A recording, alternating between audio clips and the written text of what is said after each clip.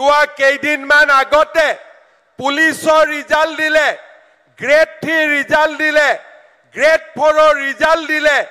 ইয়াতে 3% চাহ বাগিচাৰ যুৱক যুৱতীয়ে চাকৰি পালে।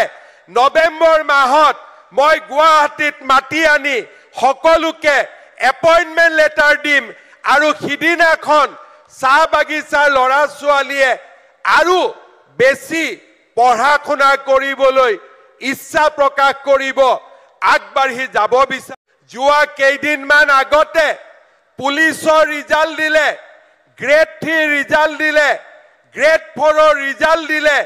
ইয়াতে 3% চাহ বাগিচাৰ যুৱক যুৱতীয়ে চাকৰি পালে।